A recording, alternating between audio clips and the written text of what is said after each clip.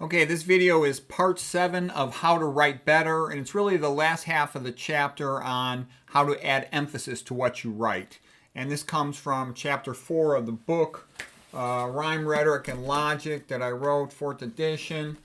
I just added this graph in because I wanted to make a key point while I was thinking about it, that the more you read, the better your vocabulary gets. And you also want to be in the practice of having good conversations.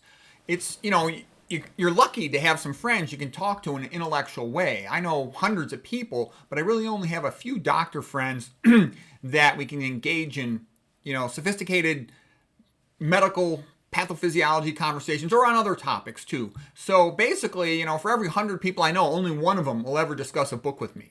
So it's good to have that. And I also know anytime something interesting happens to me, I want to talk to my friend about it. What I mean by that is, like, I see something interesting in a case. I got some neuroradiology doctor friends, and as soon as we have an interesting case, we always want to talk to each other because you crystallize it in your mind exactly how to, that's a big part of neuroradiology, is being able to precisely articulate the findings. And so once you have a conversation with something, it's as if in your mind you index that information, and it's much easier to recall it in the future, to articulate it in your reports. And so it's a good thing. Also, every month I attend conferences where a lot of times I'm lecturing on neuroradiology and related topics. And that also helps me to keep a high level of fluency in those topics. And I really enjoy it. And, the persons who attend say that they enjoy it as well. That's why they go.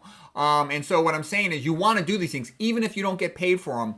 They are valuable if you want to develop your speaking skill, thinking skill, and expertise in your area. So here's what I'm going to show you that I've seen over the course of years. I'm 59 now. I've been around a while, and I've seen what happens to people's intellects. And so I'd say the average American never reads a book again after first year of high school when they get demoralized by Julius Caesar and, Charles Dickens' Great Expectorations. They're not ready for that yet. And so they just never read again. And they really don't develop much intellectually. Most of these people, I've known them many, many years. They're very nice, very pleasant. I like them. But they will never in their life ever read a book or discuss it or bring up anything new from reading, okay? And that's the vast majority of Americans. Okay, the next level would be, this includes most doctors, people who did what they had to in school to get their grades. Whatever degree they have sort of like the average amount of literacy for that. And that's really just a passive thing. They did what they had to do. They have no interest in developing those skills anymore whatsoever. Then the next level of what I would call high literacy, and it's still passive literacy, but it's a high literacy. This would be like my father. He was a doctor. He's board certified in 2 areas, internal medicine and psychiatry, and he would read for pleasure. He would read about things related to psychiatry. He would just read for general enjoyment. He'd listen to classical music. He didn't have any specific goals. He didn't do any teaching. He didn't do any writing. He just enjoyed reading. It was, part of his childhood, and he enjoyed it. And so that was nice. My dad was a well-educated man. I enjoyed having conversations with him. I learned a lot from him. But I'm going to show you there's a higher level of reading, a much higher level. And I call that reading for purpose. Okay, and what I mean by that, this is how I read. I'll ask myself a question. What causes diabetes? What causes insulin resistance? And I'll read nonstop on that until I feel like I've exhausted the subject to the extent I can, from the journal articles, the textbooks, etc. What causes atherosclerosis? What causes cancer? All right?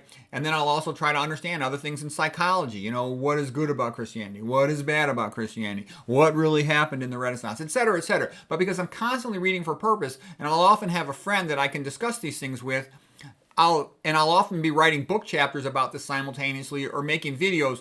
I retain a lot more of that information. In addition, what I noticed in school was, when I started out, I never even took honors classes in high school. My parents were both fuzzy foreigners. They didn't know anything about America. These other American kids had taken all the first year of college, AP courses and stuff. So I was at a big disadvantage when I started in college.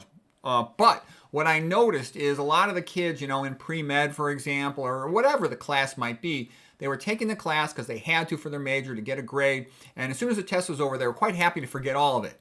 Whereas I really wanted to be educated. I really wanted to be a scholar. And so what I noticed was, every single year, I felt like the distance grew between me and the other students. And when I was in med school, even more so in residency, I just had this giant advantage academically on people because I had been constantly reading to learn, constantly wanting to become more of a scholar, wanting to be academic, knowing that I wanted to be academic, either doing research or writing books and all this other stuff. So it just keeps progressing and you retain a lot more that way. And this is what I call high literacy, the ability to speak better, the ability to write better, to argue better, to debate, to have these, complex conversations. And it all goes together with a lot of other things that I think are valuable to have.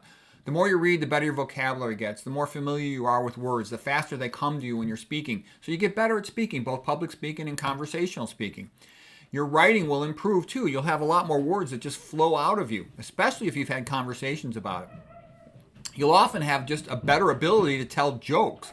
If you look at The Simpsons, back when The Simpsons first started out, written by Matt Groening, but then they got all these artists, these writers. A lot of them were from the Harvard Lampoon Society, and they were, highly intelligent, articulate persons, and they were able to write a lot of good jokes because you got more knowledge, you got more material to work with.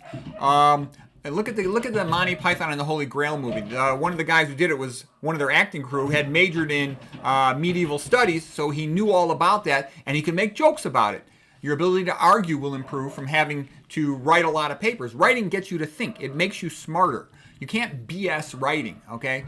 Ability, when somebody else is going to read it and argue about you with it, you better know what you're writing. The ability to think, because you're forced to put it down in order. When you teach somebody, it becomes clear if you know it or not. So teaching, lecturing, writing, all these things keep on building upon themselves. But I would say the biggest difference is reading because you enjoy it, you want to learn, and you want to build that knowledge. Then you'll have much better retention. Okay, so that was just an aside. And now let's get into the rest of this topic here.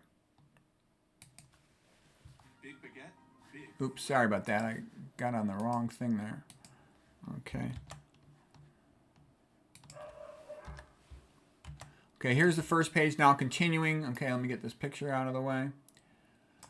All right, so this is about masculine endings. A masculine ending is just the ending of a word when it's stressed, it's accented. And what that really means to say something is stressed or accented just means you say it louder. So you say it louder, all right? So when you end with a single masculine word, that has a little oomph to it. When there's a double masculine ending, that has double oomph to it, double stressed word. So that's Batman, backbone. Okay, the poetry term is spondee. I have an entire different chapter about poetic terms, but for the purpose of adding emphasis, it's relevant here. So Stephen Fry, he's a pretty good writer guy. He calls it John D. But spondee, the words are both stressed. And like a good one is badass, okay? And it sounds tougher. That's it, like you're pissed off, okay? And then, Conor McGregor is sort of the famous talkative Irish Ultimate Fighter guy, and here's like a quote from him: trash talk. Okay, so listen to trash talk. They're both stressed syllables. Trash talk. It just sounds kind of macho and tough. This is an American term that makes me laugh. I simply speak the truth. I'm an Irishman. Okay, he's sort of like the caricature of the Irish leprechaun, the fighting Irish, Conor McGregor. Okay, triple masculine. So a triple masculine word, colossus, molasses, those are words, but you look at it, there's actually a lot of famous phrases by that. Big Bad Bob, okay? Break, break, break, from the Tennyson poem. On they cold gray stones I'll see, and I wish that I could utter the words that arise in me. Okay, John Paul Jones. Notice how it's sort of memorable. That pop, pop, pop, 3 stressed syllables in a row. And then a Robert Service poem, Dan McGrew, all right? Look at these macho Hollywood actor names, Clint Eastwood. All right, so you'll notice that. And recognizing why does it sound powerful helps you to recognize it in your own writing and to specifically choose to write that way when you want to emphasize something in that way. Okay, a single dash at the end of a sentence is a way to create an afterthought, and you might want to see the chapter on punctuation, so there's a little afterthought there. We talked about periodic syntax briefly before, to end the sentence with the key word next to the period.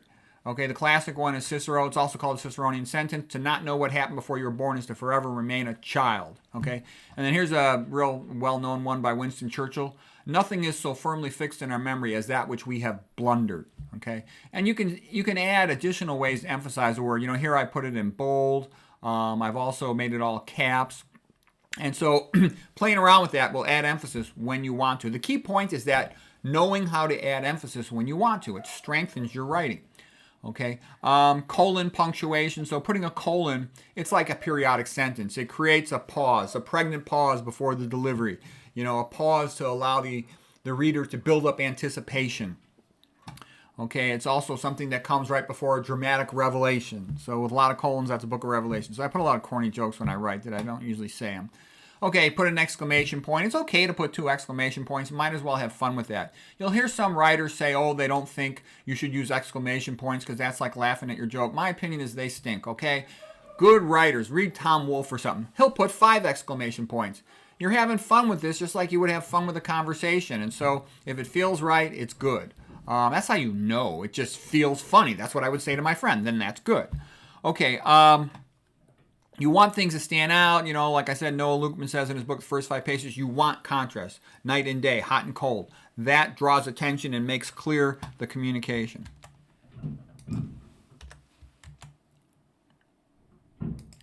Okay, there's a lady by the name of Robin Williams. This is not the actor. Everybody knows the actor named Robin. There's a lady writer, and she wrote a book called The Non-Designer's Book, like of design. And she has a mnemonic for setting up a design, the words on a design page. And she calls it CRAP. C is for contrast. That's how you add emphasis. Anything with novelty will add emphasis, like for your key point. But then repetition also, that you give the reader a recognizable pattern. Here I've got them aligned in a vertical acronym, mnemonic.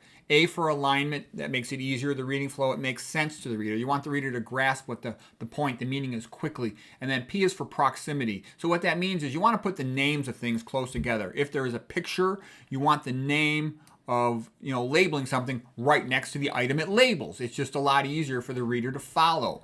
And again, being aware of all this just makes it natural to do it. And then you'll notice once you're aware of this, that if it's not in that format, it'll seem wrong to you. It'll seem kind of amateur or screwed up. So that's why you want to study all this stuff, so you can quickly do the right thing when you write. Okay, prose rhythm. You're going to get a feel for a prose rhythm. And a good way to just first grasp this concept is question and answer. We all know FAQs, frequently asked questions. They're nice. The question is asked, then comes the answer. Question is asked, then comes the answer. And you're going to see this plays into prose rhythm and a lot of related things. Tension and release. Like in music, tension and release. Well, that's also very much like a setup for a joke and then the punchline. A setup for a joke and the punchline. And then it's like an itch and a scratch. Itch and a scratch. And so if you can put that into your writing, you make it a lot more fun, and it develops a rhythm, and it develops a strength like galloping on a horse, okay? Climax order and parallelism, meaning that you should build towards the key point. Build towards the key point. And a lot of times, you're going to, when you write a list of words, if there's any type of like climax or crescendo, you want to build that in if you can. And for example, here's 2 sentences from Carl Jung, and we'll put them together. He's put them together in a way where the last word is going to be the key one, become. He says, I am not what happened to me. I am what I choose to become. Okay, so it's sort of, he's built to that, and that's almost like the punchline of these 2 sentences that are linked together. Okay, so here's another crescendo sentence. Isocolon means the same length. Parallelism means the words are like in the same format. All right, so this is from the Bible, from John 9:25. Okay, I was blind, but now I see. So that's sort of the big statement, but now I see there. All right, and here is some stuff from Lucius Seneca, the Roman. When we teach, we learn. So this is sort of the when we teach, almost like that gets your anticipation going. What's going to come next? We learn. While we wait for life, life passes. So you feel like there's a rhythm to that, almost like question, answer, itch and scratch, tension and release. Okay, and building that into your writing just gives it strength. And it goes back to, again, the concept of the Romans with rhetoric, and the Greeks especially with rhetoric, whereby they noticed that good speakers had certain forms they used all the time. We'll call them rhetoric, and there's names for all this stuff. And then you just take these as a template and put your writing into it, and it becomes more powerful. Okay, Oscar Wilde, he was great at using climax. Here, let's just give you one sentence from Oscar Wilde. Some people bring laughter and happiness into whatever room they enter. Others remove it. Okay, so somebody who brings happiness and laughter, I think it was laughter and happiness, I got those words flipped, into whatever room they enter. That would be like my mother. Whenever she walked in the room, she'd be cracking a joke and smiling. Other people remove it. That'll be like some grouchy person who always just, steals the energy out of the room. All right, crescendo paragraph. This can be made a lot of times with long sentences, which are sort of the build-up, the setting of a joke, if you will, and then the punchline is going to be short. And that contrast between long and short is key, and it sort of builds up this dramatic tension. Dostoevsky was great at that, and here's a paragraph that comes from his book, Brothers Karamazov, the Grand Inquisitor chapter. And this is the Grand Inquisitor speaking to Jesus Christou, who has returned, let's say, to Spain around in the 1600s, and the Grand Master's had him in prisons, and now the Grand Master comes to visit him, and here's what he says to him. Why then art thou come to hinder us? For thou hast come to hinder us, and thou knowest that. But dost thou know what will be tomorrow? I know not who thou art, and care not to know whether it is thou, or only a semblance of him. But tomorrow I shall condemn thee, and burn thee at the stake, as the worst of heretics, and the very people who today kiss thy feet. Tomorrow, at the faintest sign from me, they will rush to heap up the embers of thy fire. Knowest thou that?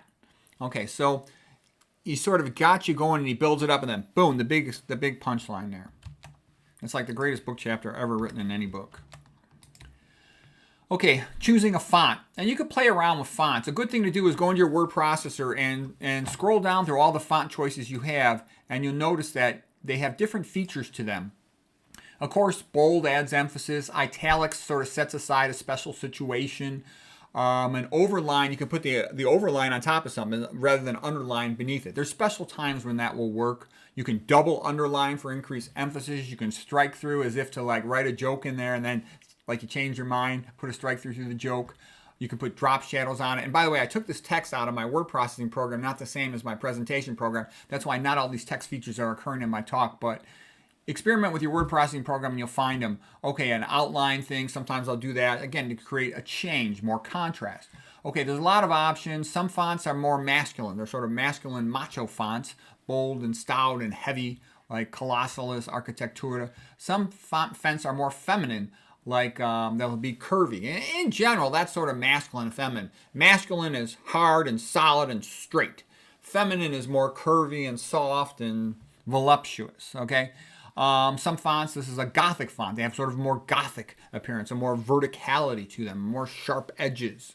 You can make a line of text shorter if you use the narrow version of a chosen font. You can take the same font and make it longer. Use the mono version. Mono version means it's like the old typewriters where every letter had the same side-to-side length. So once you use them, you'll make the line longer. And again, the reason you'll want to play with these is if you're trying to space your text or if you're trying to draw out a phrase, playing games with it, you'll add a little nuance to it. And this will be the kind of thing where you're reading something and you're just enjoying it. It's like this writer knows what they're doing. And the better writers, they will have played around with a lot of this stuff. You can change the color of the font. Some fonts have a Gothic appearance. So I like Gothic, so I made it green. A lot of times when I like something or I see it as positive, I'll make it green. Just adding blue font dramatically stands out from the black font. You can alternate fonts to increase contrast, to add emphasis.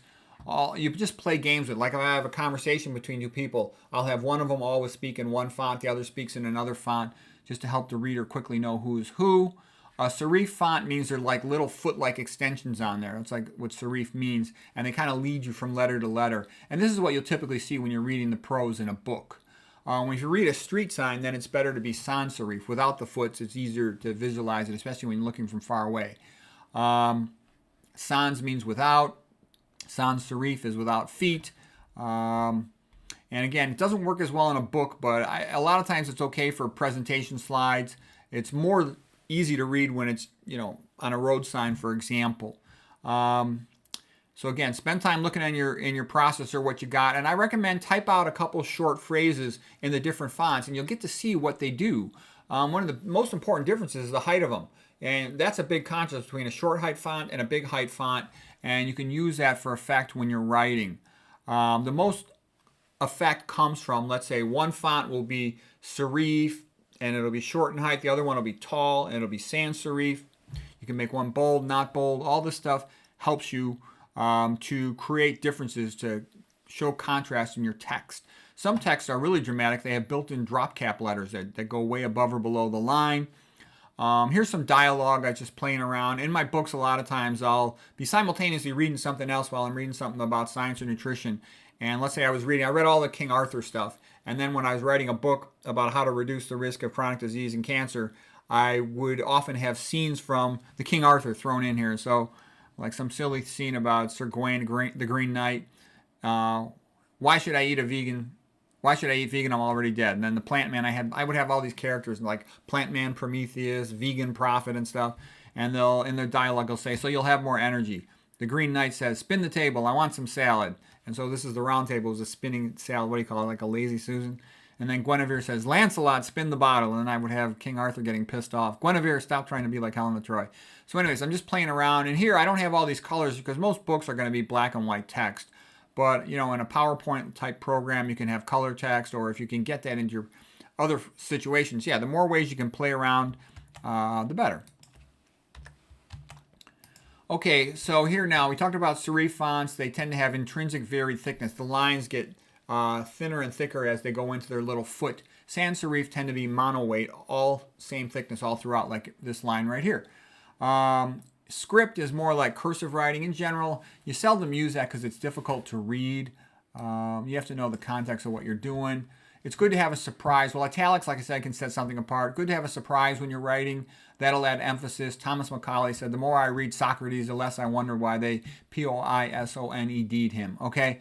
So that's a surprise thing. Okay? Expertise. So you can add credence or emphasis to what you're saying the experts say. In my experience, usually when somebody say this is the opinion according to experts, that means it's not true. Okay, don't get me wrong, I'm kind of kidding right there.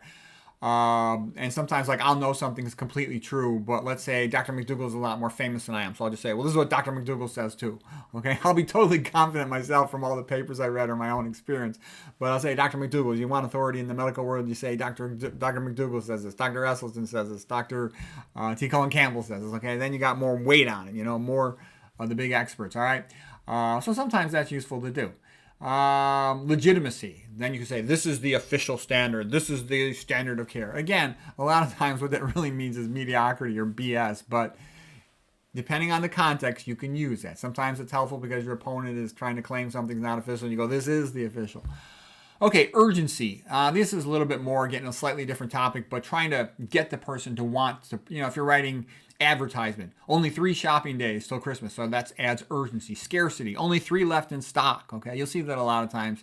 You go to Amazon or something, it'll say only 1 in stock. Oh yeah, I better buy it now. Self-interest, you will benefit from this. Okay, so these are all ways to write, to try to create the effect you want for your audience. Powerful prefixes, super, mega, ultra, those tend to be relatively okay to use.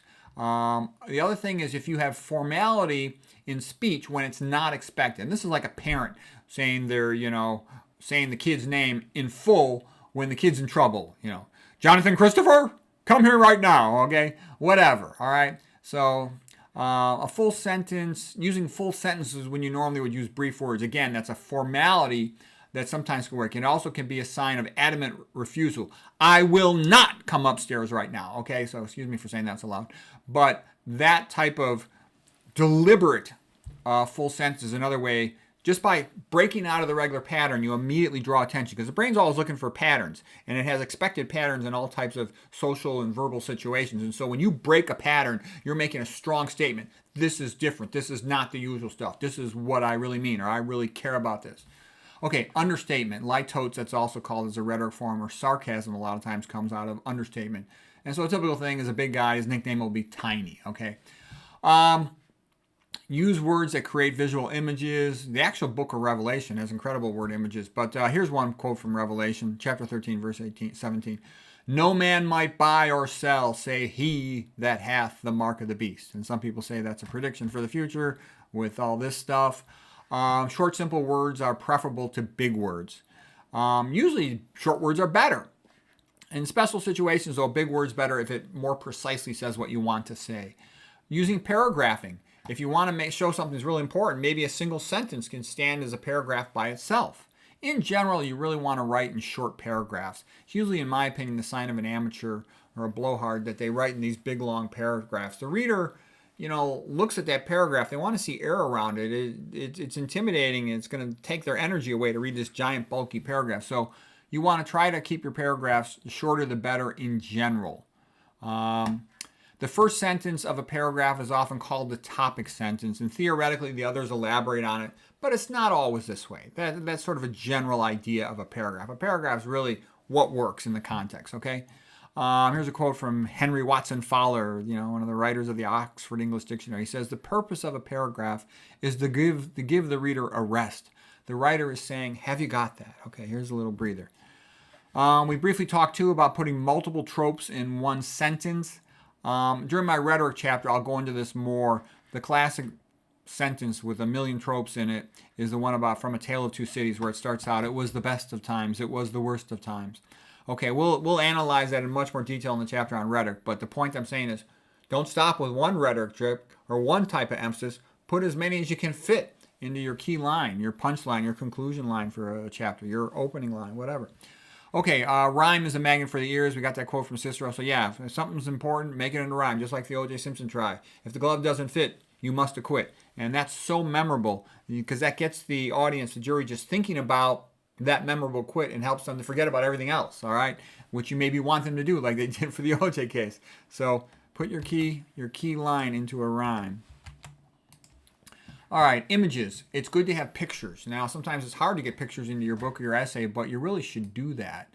I told my kid he was good at drawing when he would hand in a paper for school. I'm like, you should always put a drawing in your paper. He's like, Dad, why are you bugging me? Why don't you leave me alone? And I'm like, look, pal, I'm trying to help you, okay? And every kid is going to hand in a paper, and the teacher's bored out of her mind, with all you functional illiterates handing her all this nonsense. If you put a drawing into your paper, it'll stand out. She'll see that you put some extra effort into it. She'll see that you actually have some talent in drawing, and then maybe she'll think your writing's not so bad.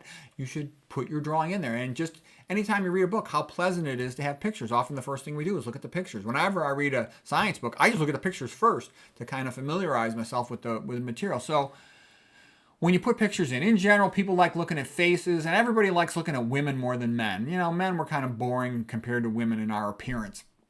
And so you look at it, you go to a grocery store, the majority of the magazines will have a picture of an attractive woman on the cover. It's just sort of an attention getter. Even women like looking at women more than they like looking at men.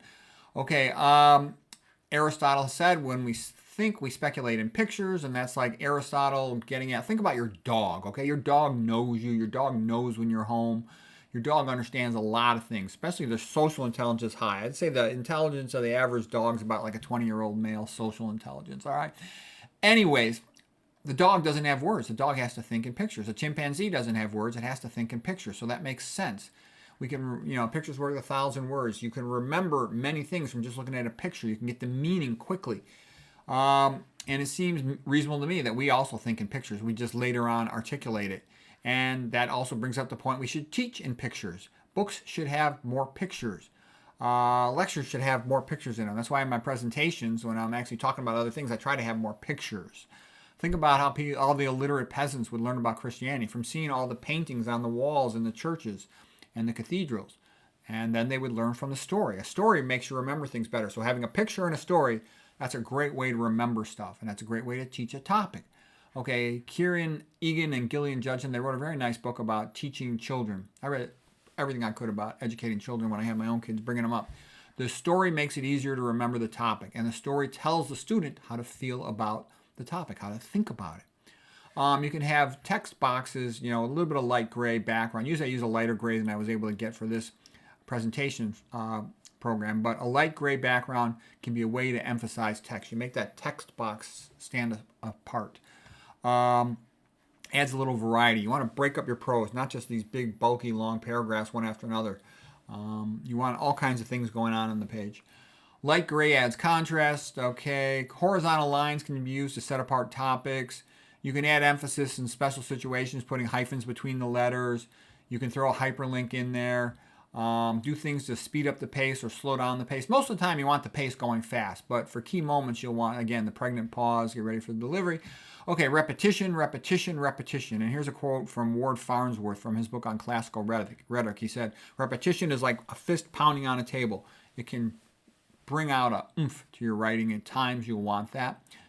Okay, remember the Bruce Lee scene? I think it was Chinese Connection or something, when the bad guys killed his teacher, and then Bruce Lee was punching the bad guy, and he goes, "Why did you kill my teacher? Why, why?" I never forgot that scene. I watched that movie like 30 years ago. Okay, underlining. Sometimes you do it, but underlining can make the text hard to read. It does add emphasis. You can combine the underlining with bold. You can underline, whenever you want to put emphasis on something. You can combine it with italics, okay? You can also put an overlining, which you'll rarely use. I use it as a joke when I talked about vegan diet raised Lazarus Johnson from the dead, so I put the overline over the Johnson. Just a joke, but you can do that to play around with it. And it's good to kind of throw in all these little jokes so the reader sort of senses there's more going on here than just the surface message. And in so doing, they will appreciate it more. They're more likely to think, oh yeah, maybe this author has something to say. They're not just wasting my time. Okay, give a topic its own chapter. If something's important, give it its own chapter. You can give a topic its own book. All these things are ways to say this is important. Find a celebrity associated with the topic. When I give medical lectures, a lot of times, if I know a famous celebrity had that disease, I'll show a picture of them. Like Chris Christopherson had Lyme disease and was diagnosed as having Alzheimer's, but then they found out it was Lyme disease and he was successfully treated.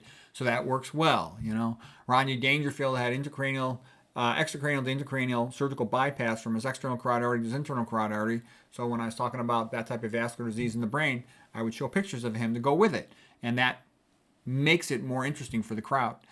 Okay, positive connotations for supporting a topic. You'll notice that, let's say you're watching a TV show, a video or something, when they like the person, there'll be all kinds of positive connotations added to it. Like if it's a newspaper article, they'll show a good-looking picture of the person with a smile. If they don't like the person, they'll show a bad-looking picture of that person with a frown. So they're trying to shape your opinion of that person. So I'll also, like when I want to say something positive, I'll often put that in green text. When I want to say something negative, I'll often put that in red text. So just being aware of doing it, and Cicero would say, always praise your friends and always criticize your foes, stigmatize your foes, praise your friends. And, Cicero was great at all this manipulative stuff. He was a poor guy who rose to be the head ruler of all Rome.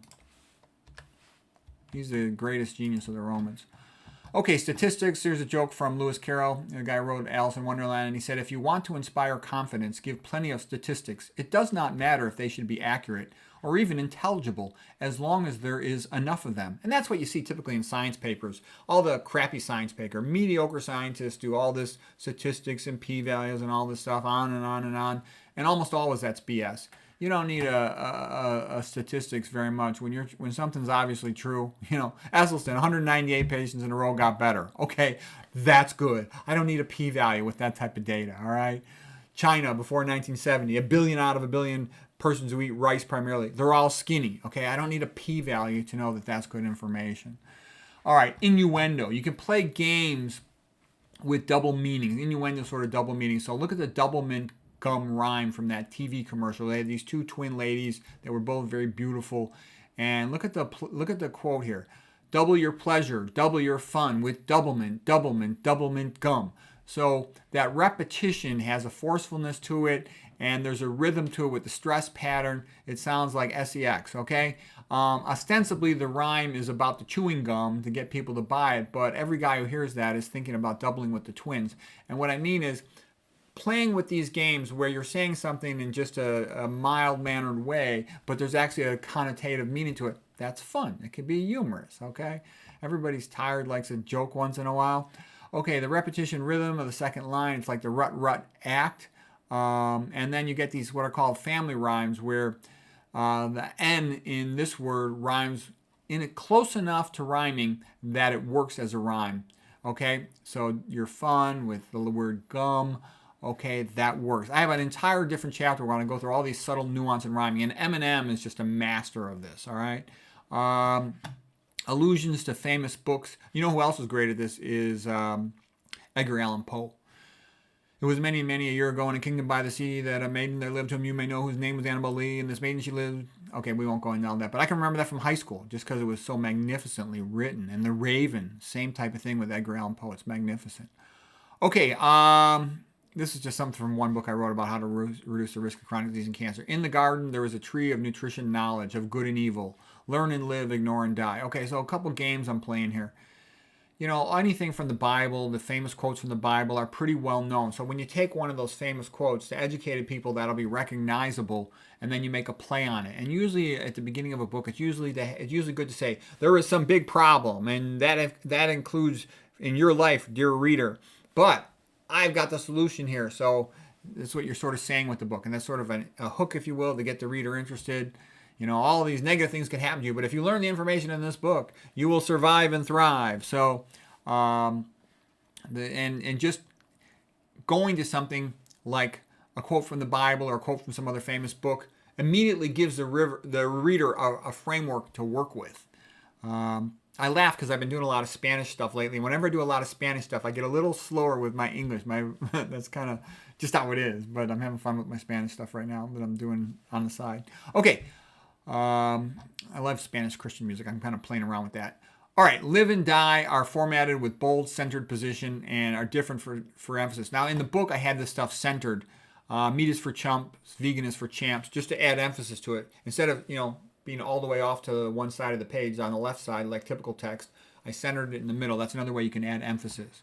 Here's a quote, "Let the vegan reformation begin." Okay, so Reformation, everybody knows Reformation. It basically turned Europe upside down.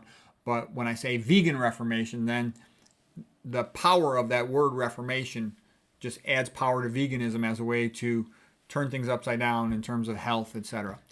Okay, something in the captions. When we skim through a book and look at pictures, we'll often just read the bold part of the caption. So if I want to really emphasize something, I'll try to have a picture of it and put that in bold for the captions. Rhetorical devices, put a spotlight on things. We talk about that. They're impact boosters. Religious rhetoric itself has got a lot of impact. Look at the speeches of Martin Luther King, how he combined religious rhetoric, and that made his speeches so much more memorable and forceful. John Ruskin is the greatest art critic of all time, and his greatest speech is the one from 1853 about the pre-Raphaelites. And I would recommend you listen to it. I'm going to put a link to this down below in the text. If you just see the speech, and I think if you start somewhere like around 9 minutes or so, that's when he gets around the most of the best parts of it. Okay, that's great, righteous religious rhetoric. Okay, just here's a typical line of a John Ruskin criticism. "Just as classical art was great in building to its gods, medieval art was great in building to its God, and modern art is not great because it builds to no God." Okay, that's John Ruskin. Over the top. He's great. He was a great writer. He sort of brought up on all that Puritan, Protestant, Bible-thumping prose, and it enabled him to write very strong. Okay, like I said, I'll link to that. A special word on email. We all probably read a lot of emails, and often many of us write a lot of emails, and most people suck at writing emails, so you want to get good at it. To get good at writing email, the first thing is, like Schopenhauer said, only one thought per line, and then ask yourself, how can you say it as concise as possible? And how can you convey the meaning with as few words as possible?